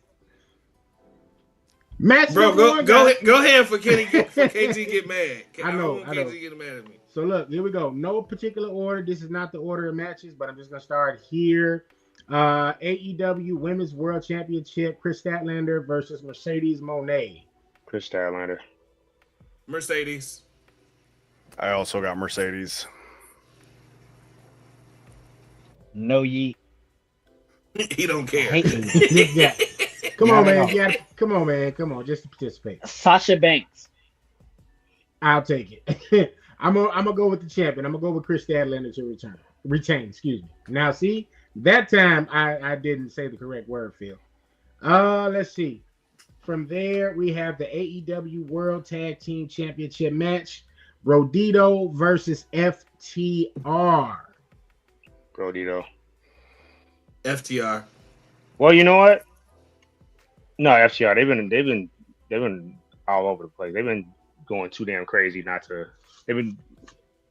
They damn near pile drive a 73-year-old Rickety Dragon Steamboat.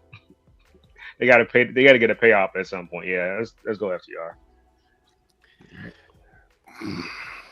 Man, I'd love Rodito to retain, but I'm going FTR.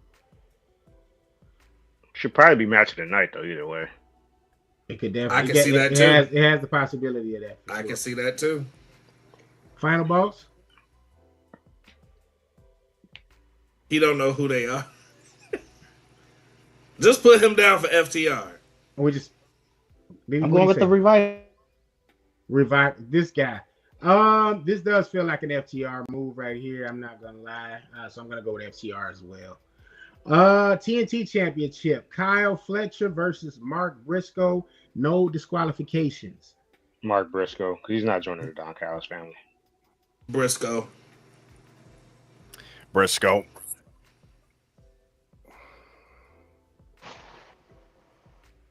Is that supposed to be Kyle O'Reilly? Is that who that is? No, Kyle Fletcher. I don't know. As far as I know, no idea. They didn't change. No they contest. They didn't change his name. Stop trolling. Please just make a pick, sir. We don't need two Phils on the show right now. What? Excuse me. Now Phil actually is compliant. KG. Nah, I know, but I'm saying they switching energy though.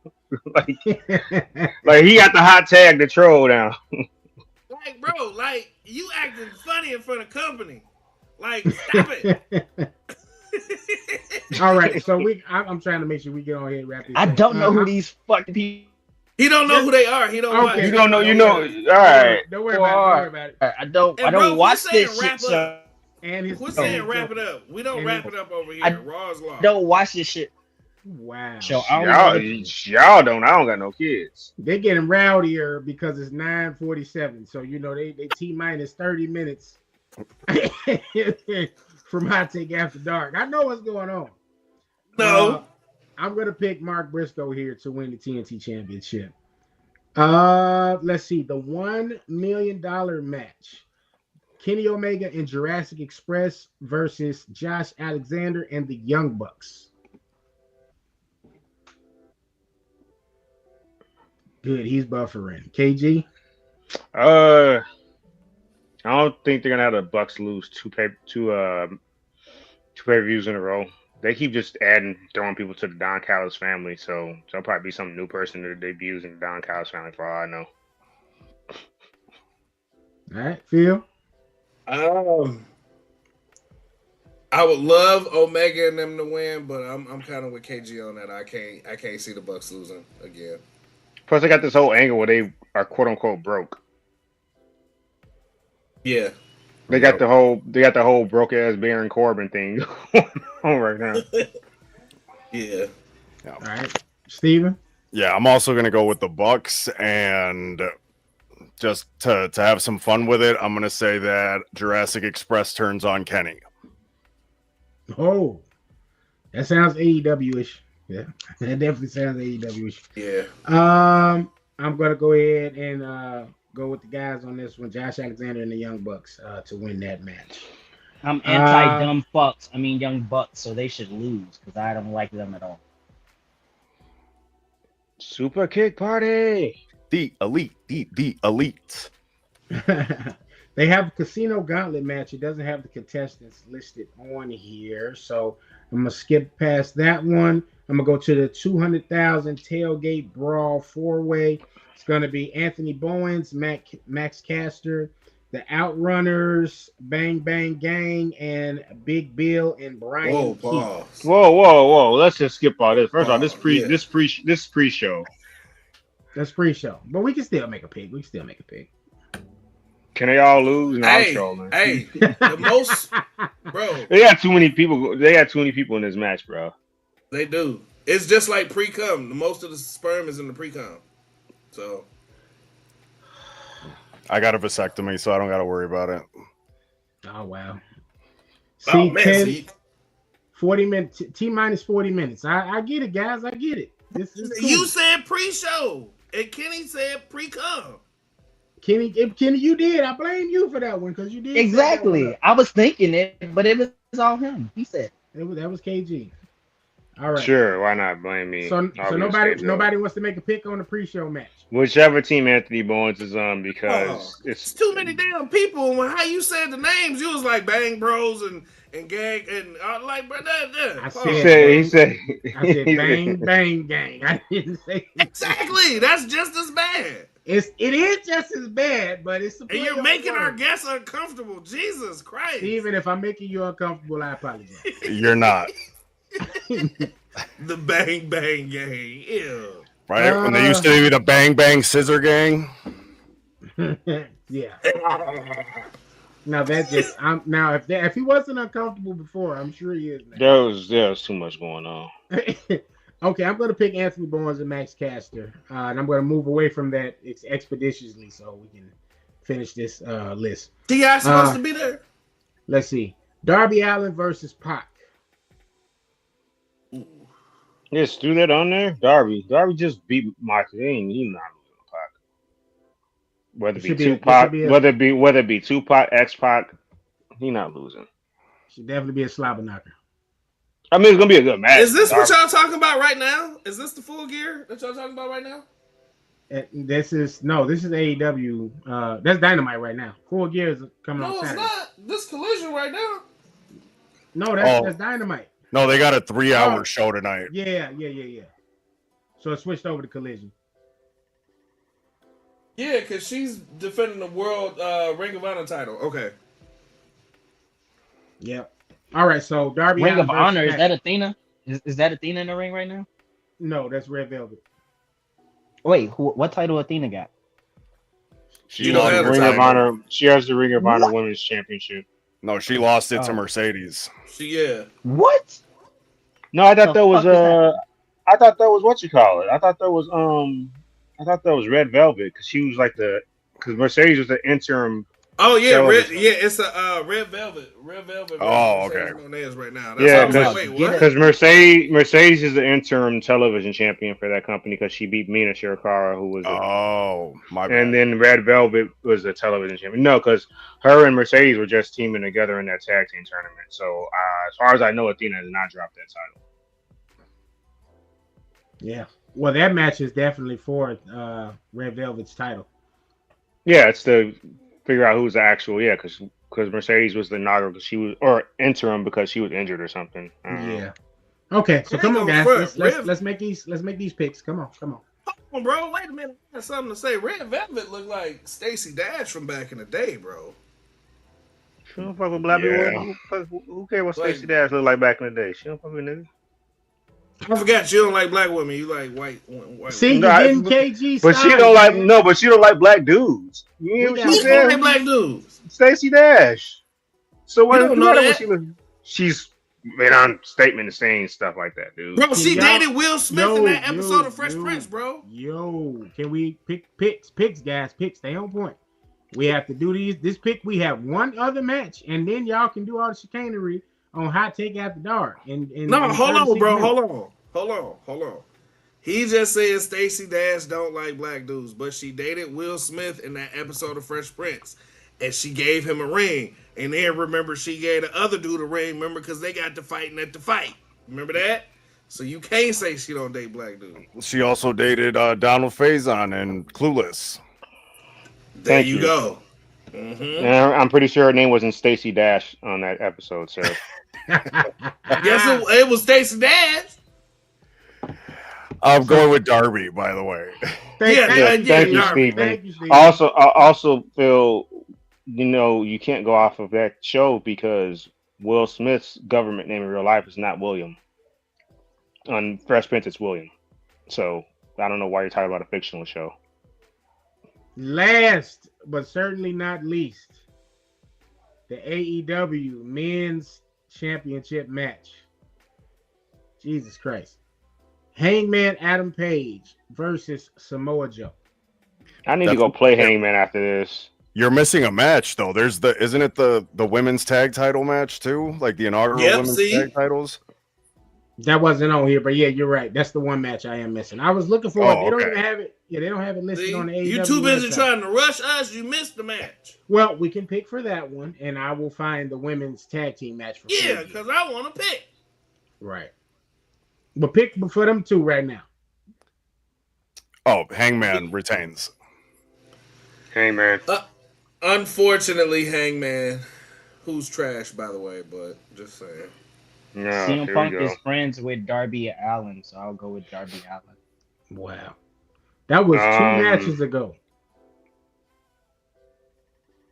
Also, you left off Moxley versus Kyle O'Reilly. No holds barred.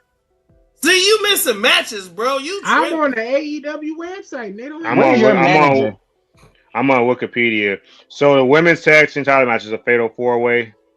The winning team chooses stipulation for their semifinal, so it's not even the final yet. I guess it's Harley Cameron and Willow versus Julia Hart and Sky Blue versus Mina Shirakawa and Tony Storm versus Marina Shafir and Megan Bayne.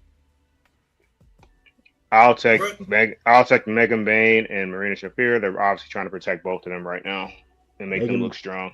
Megan Bayne looks amazing, by the way. No, Megan Bayne's ridiculous. Like that's why I'm Did you surprised they s- didn't protect her instead of having her go out. I mean, I guess they may want to get her that exposure, but I'm surprised she even challenged for the title. They did protect her though. She lost on like a roll up against Tony Storm months ago. So Jordan, I agree. Jordan.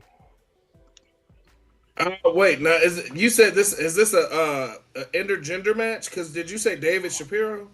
No, oh Jesus Christ.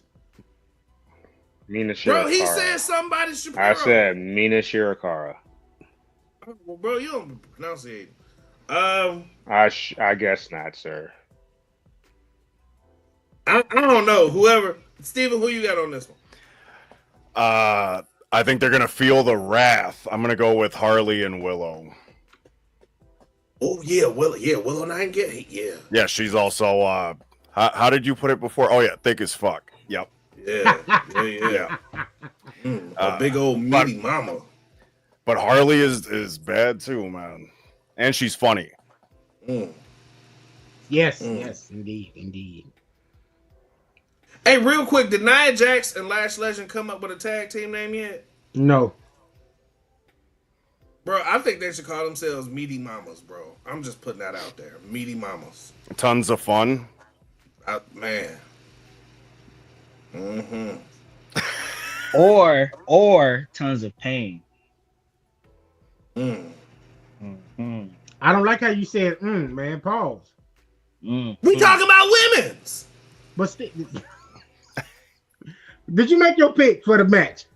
Yeah, I said Willow. Okay. Steve Willow. made your pick. Yep, Willow and Harley. Okay, I'm not going to. I'm not going to even ask a kid. I'm going to go with Willow as well. All right. And KG, what was the other match you said I was missing, good sir? Moxley versus O'Reilly. No holds barred. Moxley now losing twice in a row, so I'm going with Mox. I'll go with Mox because they're making him look too weak in terms of how many times he's been losing on Dynamite as well as on him. Well, he lost to Darby, then on Dynamite he lost to Kyle by disqualification. I think the other match was a double countout, and then Kyle O'Reilly just made him tap out inside of Blood and Guts last week. So yeah, I don't think they're gonna elevate Kyle. I think this is like what they did with him in NXT when he eventually did get a world title match against Finn Balor, but I think this is about as far as they'll push Kyle, unless they're going to take the title off Heyman sometime soon. But I don't know. I'll go with Mox. Sure, Moxley. Is Dean Ambrose still the champion? No, Heyman is. I'll go with Undisputed Era, Kyle O'Reilly. It's just kind of wild that Ambrose / Mox was a Grand Slam champion and he never really had a premier match at WrestleMania. That's insane if you think about it. He did. He went against Brock. That was his premier match. Oh yeah, you're right. I'm sorry. You're right. My fault. Yeah. That could have been so much better. Yeah, it was rough. It was definitely a rough match, but it was, they made it happen. That's he was the first Shield person, right? Wait, no. Wait, was he the first Shield person to fight Brock? Roman to fight him first? Yeah, WrestleMania 31 because Dean and Brock was 32. 32, yeah. Okay. The reason why I say that Ambrose loses is because the Shield members have been kind of on a on a downward spiral as of late. I think the wrestling world is going to keep that consistent. So yeah. They're also the Antichrist in terms of how many world titles they've won. 666. There's that. All right. I thought Seth was 7. Nah, I think that was his 6th because he's won the world title, this version of the world title twice. Then he was a Universal Champion twice, and he only won the WWE Championship twice, I think, because when he cashed in Money in the Bank against Roman, and then he beat Roman at Money in the Bank, but then he dropped it to Dean when he cashed in, and then after that he won the I don't think he won the title until the Universal Championship. I want to say when he beat Brock after that. Yeah, he beat Brock. So I think he's 2-2-2, 2 WWE, 2 Universal, and 2 World Heavyweight. I could be mistaken. So my question is, who do y'all think will be the first one out of them 3 to hit 7? Probably Roman. Yep. It'll probably be something transitional too. I can't imagine him keeping it on him too long. He'll probably get it. He'll probably get into somebody probably cashing Money in the Bank on him or something like that. Because you got to keep in mind, too, he doing movies now. Like, him and CM Punk were in Zootopia 2. CM Punk got a movie coming out soon as well. A vampire movie, yeah. Yep, you got the Street Fighter movie that's coming out next year. Like, he can walk away. I just love how much I love how generous Roman is. He's just giving out J's to people, to Bronson Reed. So generous with his money, he's just giving out J's. I mean, true. That man that had 4 comebacks this year. Somebody. Wow. Oh. Yeah. Never trust a man who says their favorite J's are the 6 rings. Fair point. Nah. Big no. What's the 6 rings, Jordan? The ones that Roman wears all the time. The only ones that he wears. Oh. See, I'd be too busy, man. I'm worried about my G units. That's it. Fuck that shit. Anywho, when is Roman's shoes are going to come out? Do we know when his shoes coming out? That actually got canceled for some reason. Really? I thought it was like temporarily canceled. I don't cancel.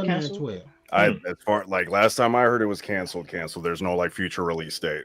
Because he did I remember it being canceled, and then I remember just within the past, I want to say even leading up to Mania at some point, there was a commercial with him about like Jordan or whatever. Like this was like after they announced it being canceled, but damn, they like gone. Really? Like that's fucked. I didn't know he was getting a shoe deal. Yeah. Yep. It was a Jordan 12 they were gonna do. It was supposed to be the Bloodline 12. Yeah, black and red. I was and then but they changed it after that. They said they was gonna release a shoe called the Air Reigns. So I've been waiting on that. I was gonna wear them bad boys to the sneaker ball. Like what is happening? Let's see. So it says. So actually, it does look like it. They just pushed it back. So it did get like an official release date recently. Well, not date, but it says summer of 26. Leave it to Nike. Like the Bloodline isn't even a thing anymore, and y'all pushing it back. Right. No, they probably just go with the Air Reigns instead of it being Bloodline. They might. Yeah. Or they might just want to do it for the release of the Street Fighter movie. No, there you go. There you go. Yeah. That too. Makes sense. Either way, they got money. That too. Okay, gents. Well, we got our picks in for Full Gear. That is this Saturday. Good people that are tuned in watching this, thank y'all. You can watch that on HBO Max for sure. If you're not in the Newark, New Jersey area, to go and see that live. Steven, can you tell the good people where they can find you at on social media, as well as where they can go and check out your column? I'm working on all that, man. Next time, I got you. Okay. Yeah, I'm still very much like very new to all this. But just being able to do this with y'all tonight, like, was a huge help in terms of like shaking off those nerves a little bit. So thank you guys so much. No problem. Thank you for coming. So let me tell you this. Can I jump in? Welcome. Can I finish, brother? Go ahead, bro. I'm trying to tell him he's welcome to come again whenever he, wants to. Like, You're welcome back to the show anytime you would like to be on the show again. So that doesn't get a pause, right? Thanks, KG. No, KG, grow up, man. Like, goodness gracious. I want to say this about the homie I Steve. can't believe we actually the same zodiac sign. This is hilarious. What are you talking about? What are You you and talking? I. Let me say what I gotta say, give my flowers, and then me and you will discuss. When I tell y'all the homie Steven's mind and the nerddom that he brings to any type of conversation we've had, be it comics, be it video games, be it wrestling, be it what movies, yo, like, bro always comes with a different perspective. And he got some stuff that's coming soon. He got some heat that's coming soon. And bro, I want you to know, from me, I'ma support you. I'm in your corner. Bro, whenever you want to rock with us and nerd out, bet. And I also want to extend you an invite tonight, because Hot Take After Dark is going to start shortly. So if you want to run back with us and go crazy, by all means, join us, bro. By all means. So, Pat, we'll chat after this. And you too, y'all have yet to join Hot Take After Dark. Y'all have yet to do it. I'm about to drink my ginger tea and go to sleep. As I told the good brother Akil last week, that myself, I hope KG will join me, but I do plan on being on Hot Take After Dark with you good folks in Shelly next week, since that is Thanksgiving week. So we'll have that next day off. So we can definitely come and invade Hot Take After Dark and see what's going on over there. See, when it's getting dirty after dark. You can do that. I'll be chasing skirts at a bar. See, I Well, at told least you you're about. honest. I mean, at least he honest. I done told At least KG about chasing these Scorpios. Like, you got to leave me Oh alone. yeah. Easy stallion, as in the words of Apollo Creed. Easy stallion. Hey, we just need to find KG a bigger white girl with red hair. That's all he need. That's all you need, because ain't nothing wrong with big women.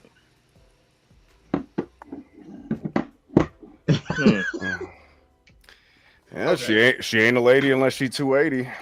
Oh, yeah, see? No, Yep. bars. Hey, she ain't a lady if she ain't 180. Hey, it take two something to do something. Big turkey. Little shorty 240. Man.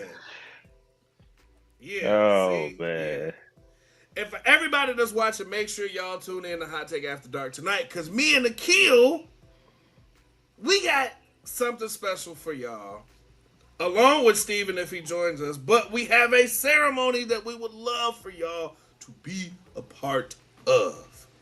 So there you go. All right. Shout out to my big mama out there. She knows who she is. Ooh, wait, hold on. Who? Who? Who? Now you listen. She know who she is. That's all that matters. Who? Give us a clue. No clue. Well, whoever No old man is talking about, you're welcome to join us on Hot Take After Dark. And Yeah, then Big you will Mama. discover. Come on in the room. Come on. Yeah, if All right. if you Logan's big mama, come on to Hot Take After Dark. All right, man. Before we get out of here, Oh, he Bam. tickled.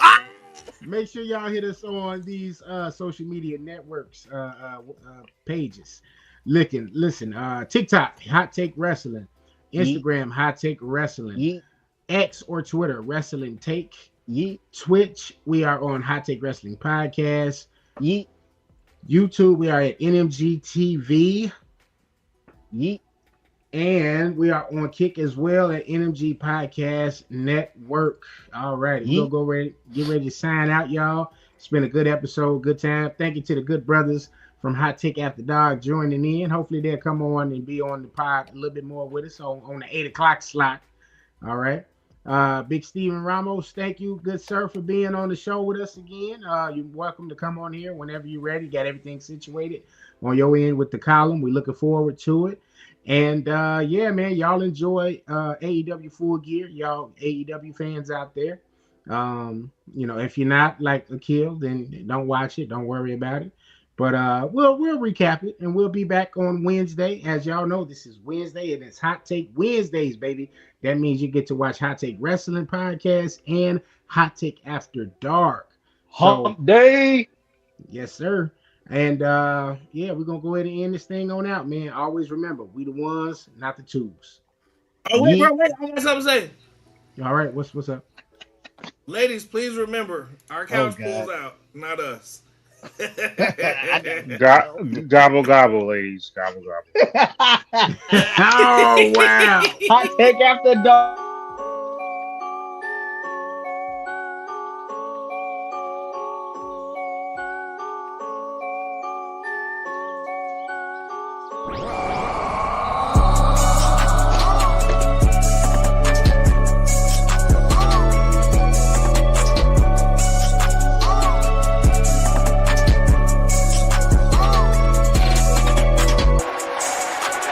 That's a long outro. This outro long as hell. The intro, outro longer than the intro. Why is that? Like what? That is